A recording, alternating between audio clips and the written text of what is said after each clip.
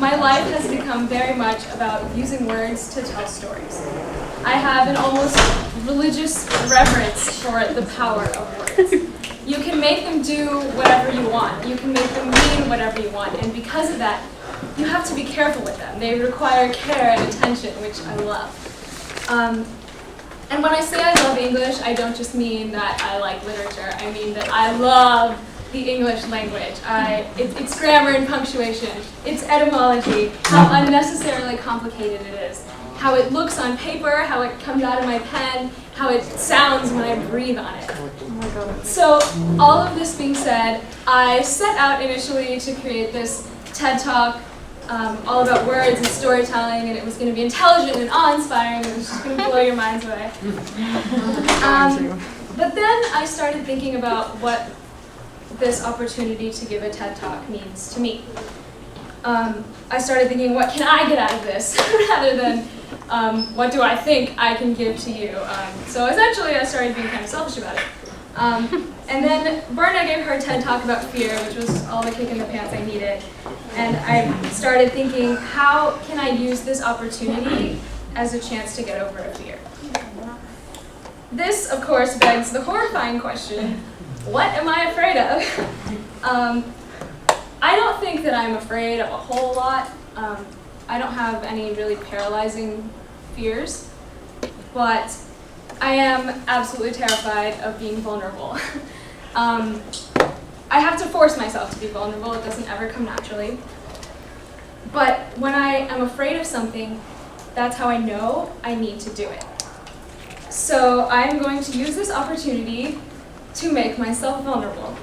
So then I started thinking, how can I use words and stories to make myself vulnerable? I've made a life of telling other people's stories. But I've never really tried to tell my own, at least not out loud. I have no problem writing about things, but saying things out loud scares me.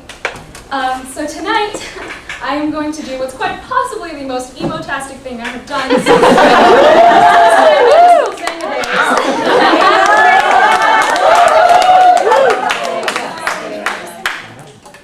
I'm going to attempt something that sort of maybe fleetingly resembles spoken word.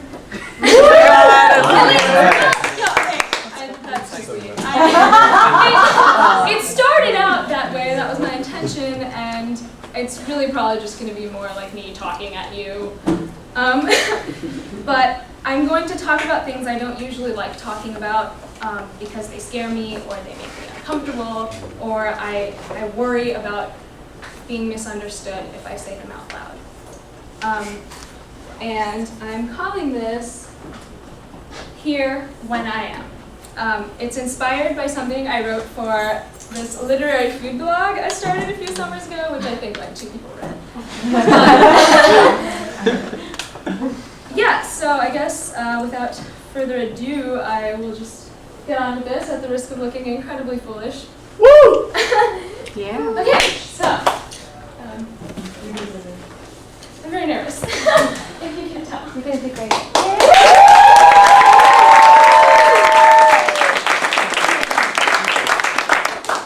And I just wrote this like a day ago, so I might forget it.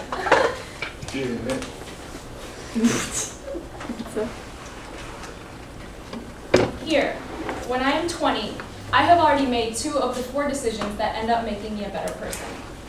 I've come to USC, and I'm majoring in journalism. And now I'm rushed in this weird fraternity called Delta Omega Zeta.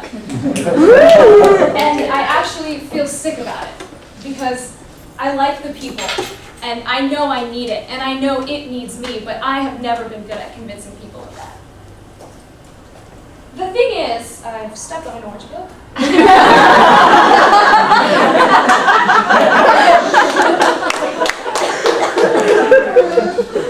The thing is, I've already done this once, and I didn't get in. And I'm thinking to myself, what am I trying to prove? If they didn't like me then, they're not going to like me now. I am still the same gangly, awkward girl. I talk too fast and I blink too much. I'm genuinely flawed, but I'm also genuinely sincere. Take it or leave it. I must really want this to put my pride on the line for it. But I've never really been one to give up. I stayed a Girl Scout for years, even though the girls in my troop were catty, and I hated that they made me pray all the time, and really I just wanted to be a Boy Scout. But I wanted to give Girl Scouts an honest shot before I let it go. If something matters to me, I fight for it. If you matter to me, I will fight for you.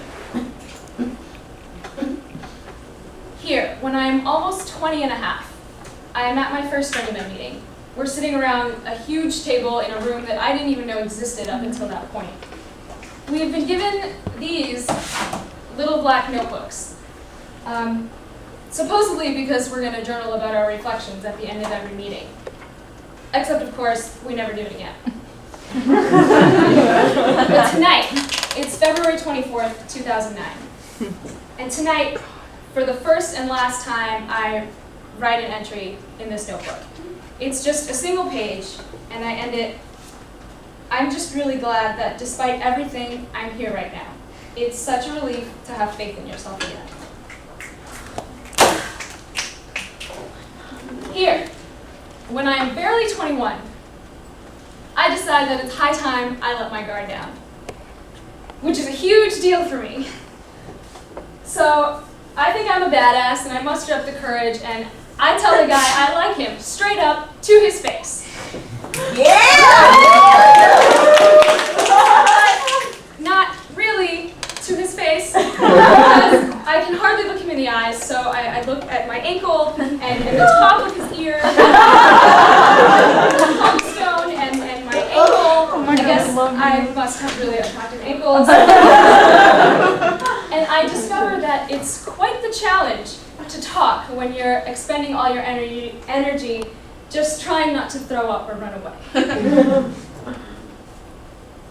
Now, I'm in my car, in a parking garage, crying by myself because I don't want my roommates to know I let my guard down and it didn't work. And I feel really, really stupid. And I swear to myself, I will sure as hell never make that mistake again. But let's be real, I probably will. Because that night, I start to realize, maybe I've got balls.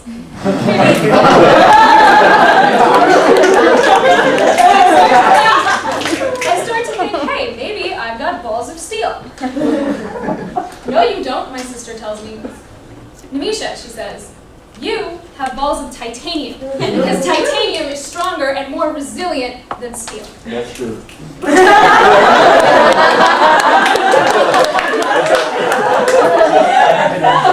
Some mistakes are worth repeating. Here, when I am 21 and about a month and a half, it's a Thursday night and my mom calls. It's late-ish, so I'm worried. Dadajina bosado nati, she says. Your grandpa's not doing so great. He's in the hospital. You should come home. I don't really tell anybody what's wrong, but I get a flight the next day and I'm gone. When I land in Texas, it's too late. I can tell you it's an awkward drive home from the airport when you're trying really hard not to cry and you know that everyone's looking at you waiting for a reaction. And I'm just glad my flight landed at night so no one can see my face. At his funeral, I don't know how to feel. I feel empty. I feel like making an inappropriate joke. Is 24 hours too soon? And I think to myself, most people know how to feel when someone dies. What is wrong with you? Even though it's been a long time coming, I'm caught off guard. So I sneak off to a lonely corner, and I pull out my trusty notebook and pen, and I start scribbling in that corner like an antisocial loser. But see, when I write things down, they start to make sense to me. Words are like tacks. They pin everything that's running wild in my head down, and I can get a hold of it again. But I know something really matters to me when I can't find the words for it, when there are no words for it. Like my favorite love song, it has no words. I've never been in love, but I'd like to think that it's the kind of thing I couldn't find the words for. It's funny, I think I get my love of words from my grandfather, but I don't have any for him.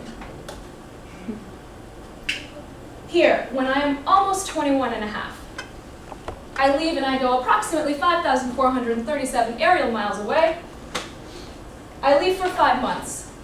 I've lost a lot of faith in people before I go. I'm stupidly convinced no one will miss me. I'm kind of a bitter, jaded mess when I leave. I'm kind of not when I come back. I forever think of London as a city that helped me put myself back together. Here, when I am 22, I decide to follow my heart again because it is the only way I know how to exist. I've tried everything else, it doesn't work. I always said, I go wherever the wind takes me. Sounds like a cheesy line from a bad Western movie. It turns out the wind's taking me back to Texas, y'all. What? I didn't see that coming at all. But after all, home is in your head, isn't it? Here, when I am 22 and 4 months, it's the final stretch. I'm almost done, and I'm constantly thinking of the words I live by, have lived by, should live by. Nut up or shut up. Balls to the wall. Palm Springs, no rules. Senior year, go big or go home. Exist like you give a damn. And all of those words that help me make sense of my life and the experiences I've had and all the things I've turned out to be, all the things I've turned out not to be, and all the things I've said and not said, done and not done, broken and fixed, they have all of them brought me here. When I am 22 and a half, more or less. I tell a few stories of the many stories that make up my life. I'm nervous. I've probably fucked this up somewhere. I'm not good with feelings, I've never done anything like this, and my love for words is unfortunately unrequited. I use too many or not enough, but never really quite the right amount. And yet here I am, throwing words at a room full of people I love a whole awful lot, just hoping they'll do me good. But you know what? I've had a pretty damn good life, full of stories worth telling and words worth throwing. And I wouldn't rather let them go anywhere else but here, when I am.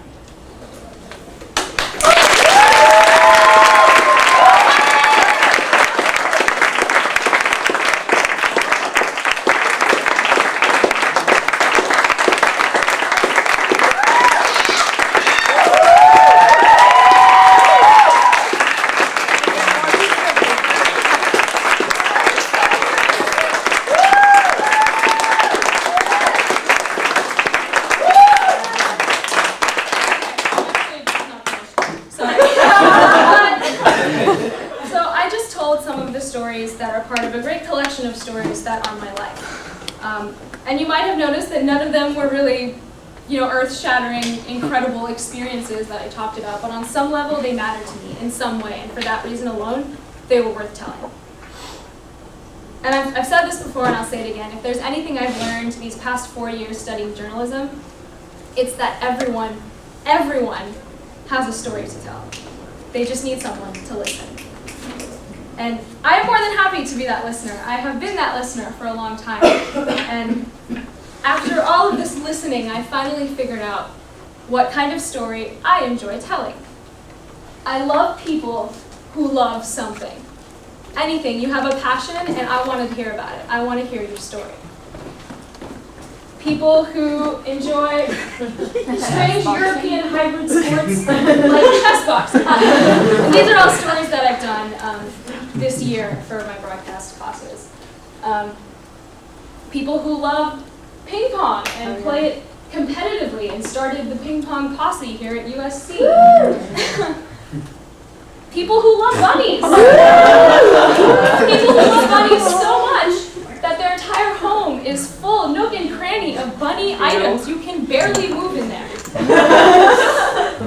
People who love beer. People love beer so much that they keep it in a cave underneath their home, and then they rent wine cellars and fill them up with more beer. And people who are pretending they live in the Middle Ages. This is a story I'm working on right now. These people are actually, this is the Baron and Baroness of the Barony of Angels. I'm working on that story right now. Maybe you'll see it one day in the future. And now this is where I guess I would insert some kind of like incredibly inspirational video, and you would all wonder again how it could be so insightful. But then I thought, fuck that, I just want to show y'all some of my stories. So I have two, but I think I'm just going to show one for the sake of time. This is awesome. I posted this to YouTube, but I mean, to Facebook. But I never really know if people actually look at the things I post on Facebook. So now that I've got you all here, I'm going to force you to watch it. 4 views already. I'm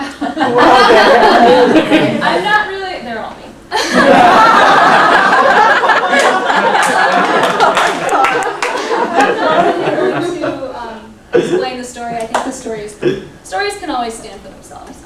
They can speak for themselves. I think you gotta tweak the playhead. I'm not really explain it all, except there is some weird like audio issue, just kind of pretend that's not there. This is the Bunny Museum in Pasadena.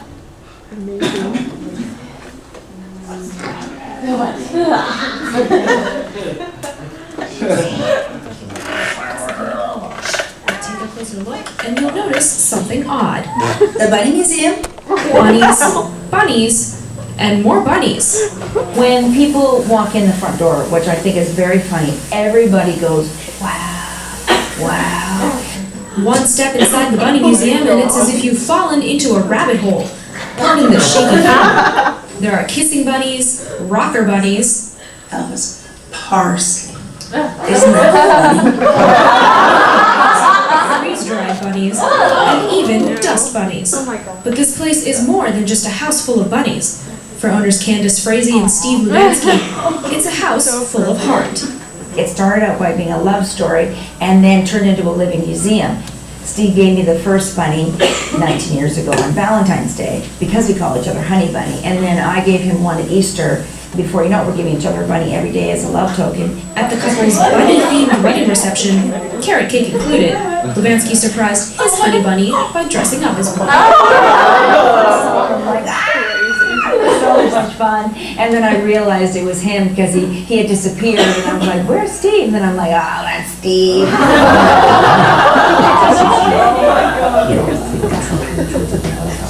Now, years later, Frazee and Lubansky still give each other gift bunnies every day.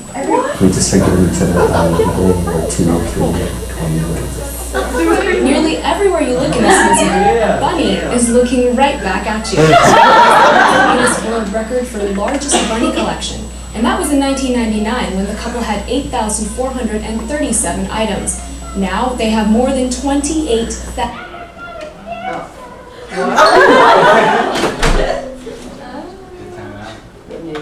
We know it's long. More money. It's a great story.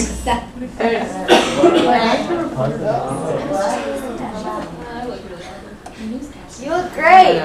Your hair looks great. It was in 1999 when the couple had 8,437 items. Now they have more than 28,000. It's not working, but you can see it online at atvn.org. So I guess I will just sort of wrap this up. Basically, the crux and heart of all of this is that I think that all of you have this magical existence that people can learn something from, that deserves a story. Maybe yours won't be through words, maybe it'll be movies or pictures or interviews, or maybe you'll get so famous someday that someone will write a biography about you, or maybe you'll just tell pieces of it to your friends. But even if it means making yourself vulnerable, tell your story however you know how, and demand that you are heard. Because I, for one, am damn sure that yours is a story worth sharing.